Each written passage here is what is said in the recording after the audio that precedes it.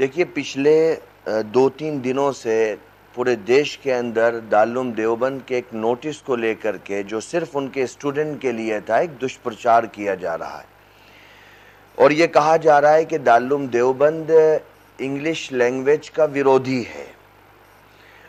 दारुल देवबंद एक independent educational institute है और दारुल देवबंद पिछले तकरीबन 15 सालों से अपने यहाँ इंग्लिश लैंग्वेज का और कंप्यूटर का एक कोर्स चलाता चला आ रहा है। दारुल देवबंद ने जो दरअसल ये एक नोटिस जारी किया था, ये उन स्टूडेंट के लिए किया था जो दारुल देवबंद में किसी स्पेसिफिक कोर्स के लिए एडमिशन लेते हैं, स्पेसिफिक कोर्स के लिए एडमिशन लेते हैं और उस कोर्स को पढ़ने का कमिटमेंट करते हैं एक इंस्टीट्यूट के साथ में। दारुल देवबंद उस आधार पर उनको फ्री ऑफ कॉस्ट बोर्डिंग की फैसिलिटीज़ देता है, फ्री ऑफ कॉस्ट एजुकेशन देता है, फ्री ऑफ कॉस्ट मेस की फैसिलिटीज़ देता है, फ्री ऑफ कॉस्ट उनको मेडिकल प्रोवाइड कराता है और उनको महीने में कुछ पैसे भी देता है ताकि वो अपना जीवन यापन बहुत कुशलता के साथ में कर सकें। जब आप किसी इंस्टीट्यूट में इस्लामिक जूरिस्प्रूडेंस पढ़ने के लिए जा रहे हो, इस्लामिक लॉ को पढ़ने के लिए जा रहे हो, हॉली बुक को पढ़ने के लिए जा रहे हो और आप वहां पर एडमिशन लेने के बाद उस इंस्टीट्यूट में रहते हो और किसी और कोर्स को पढ़ रहे हो, तो ये तो कोई भी एजुकेशनल इंस्टीट्यूट अलाउ नहीं करेगा। अगर मैं लखनऊ यूनिवर्सिटी में LLB कर रहा हूँ और मुझे भारत सरकार स्कॉलरशिप देती है और मैं यूनिवर्सिटी में रह रहा हूं, तो मैं मेडिकल की पढ़ाई नहीं कर सकता हूं क्योंकि मुझे स्कॉलरशिप लॉ के लिए दी गई है।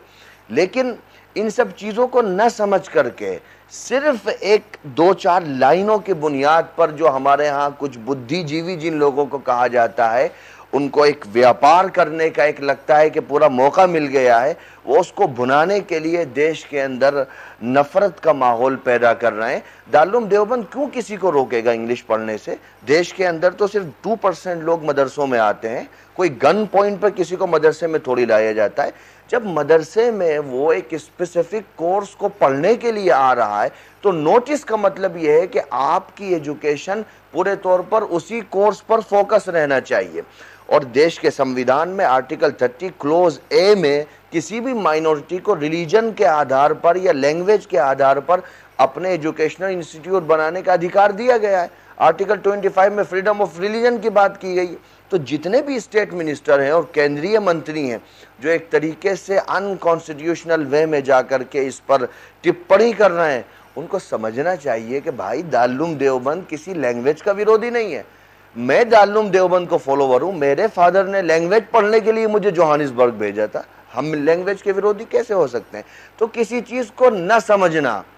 और छोटी छोटी बातों पर नफरत का माहौल पैदा करना, बेसलेस अनर्गल टिप्पणियां करना, लगता है कि हमारी राजनीति का एक बुनियादी हिस्सा बन चुका है जो किसी भी सूरत में भारत के लोकतांत्रिक व्यवस्था को शोभा